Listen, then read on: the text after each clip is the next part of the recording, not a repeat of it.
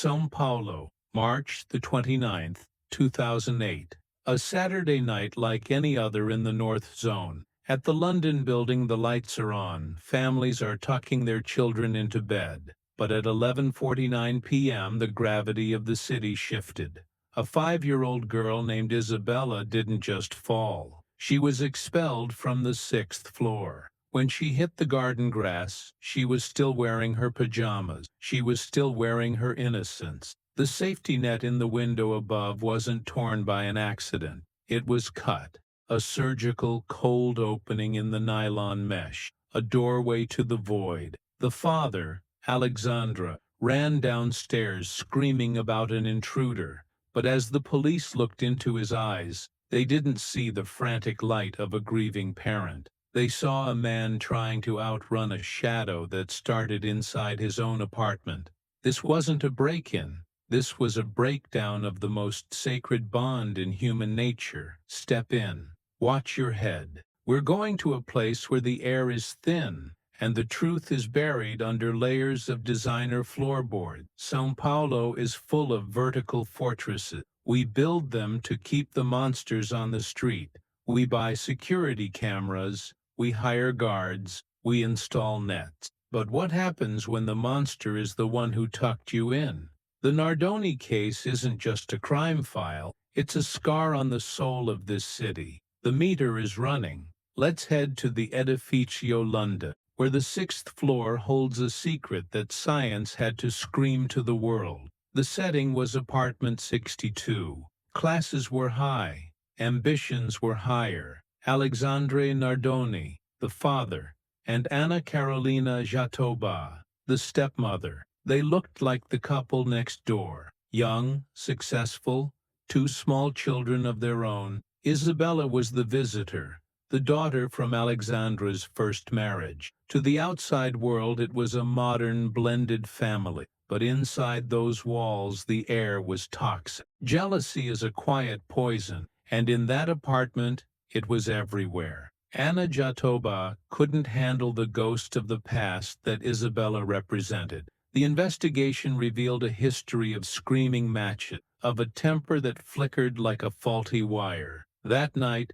they had gone out for a normal family dinner. But when they returned, the apartment didn't feel like a home. It felt like a trap. The lights were dimmed. The neighbors heard nothing unusual until the sound of the fall. They say a home is a sanctuary. But that night, apartment 62 became a crime scene before the girl even hit the ground. The father said he left her sleeping, went back to the garage, and found a stranger in the house. But the apartment told a different story. A story written in droplets of blood on the hallway rug. A story told by the marks on a little girl's neck.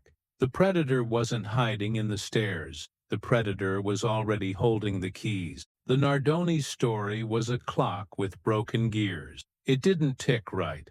Alexandre claimed he brought Isabella up, left her on the bed, and went back down to the car to help his wife and other children. He said in those few minutes, a man in black broke in, cut the net, and threw his daughter. But time is a cruel witness. Security cameras showed the car entering the garage. The timeline left no room for a mysterious assassin to enter, commit a crime of such precision, and vanish without a trace. And then, the apartment began to speak. Investigators found a trail of tiny blood droplets, invisible to the naked eye, starting from the front door, leading into the living room, and ending near the window. Isabella's blood. She wasn't thrown while she was sleeping. She was bleeding before she ever reached that window. The forensics team reconstructed the horror of those final minutes. There was blood on the floor,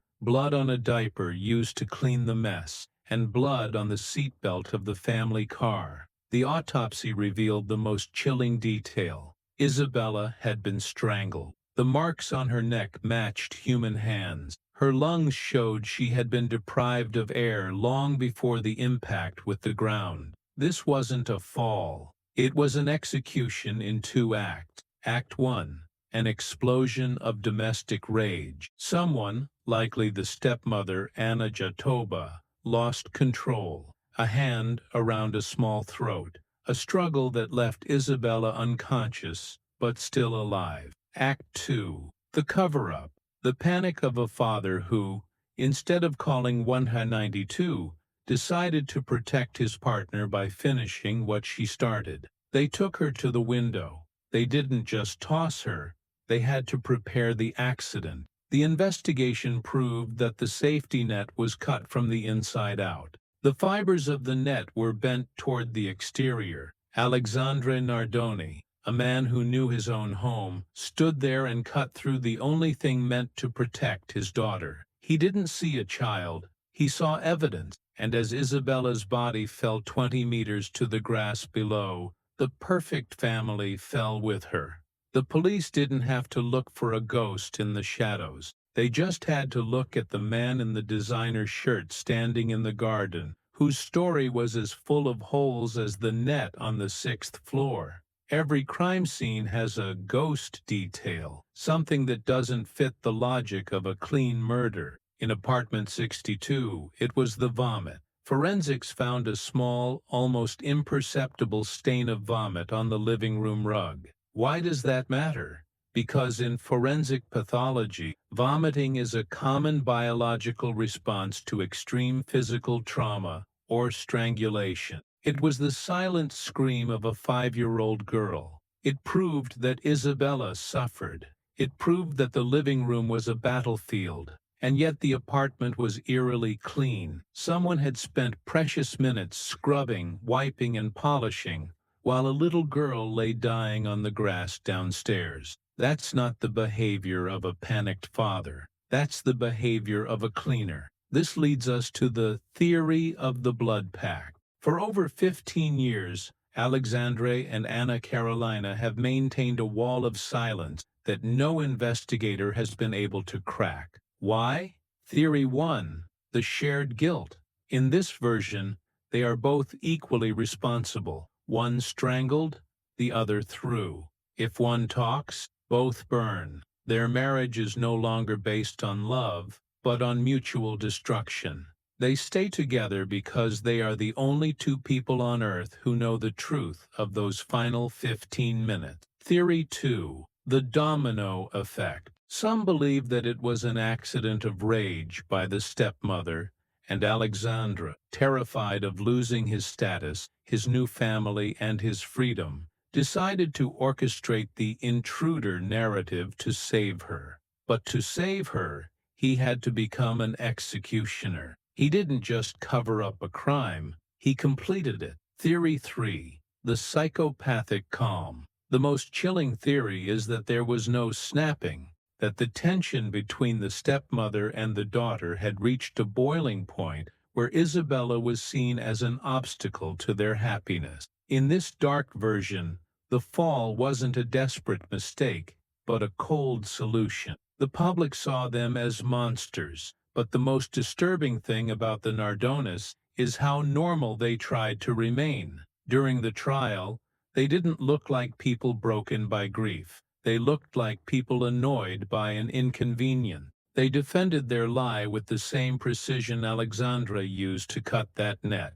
But science doesn't care about pacts. Science looks at the vomit on the rug and the blood on the seatbelt, and it tells a story that no lawyer can erase. The jury's decision was unanimous. Alexandra, 31 years. Anna Carolina, 26 years. The city of São Paulo erupted in fireworks when the sentence was read. For a moment it felt like the world was right again. But justice has a short memory. Today, the perfect couple is no longer behind bars 24/7. Anna Carolina Jatoba is already an open regime, walking the same streets you walk, breathing the same air. Alexandre is following the same path, benefiting from the Sidinhas, the temporary releases. They still claim they are innocent. They still look at the cameras with the same stone-cold eyes they had in 2008. The dead end here isn't the legal one,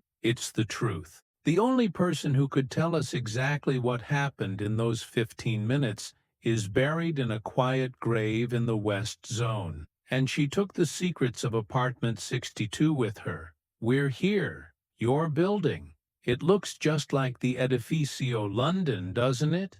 The same brickwork, the same lobby, the same nets on the windows. We tell ourselves that Isabella was an outlier, a statistical anomaly of evil. But every time I drive past a playground at night, I think about that net. It wasn't meant to fail. It was meant to hold. But no amount of nylon can protect a child from the hands that are supposed to hold her. Check your locks tonight, not for the man in black in the garage, but for the shadows that follow us into the living room. The meter is done, but some rides never really end. You just carry the passenger with you.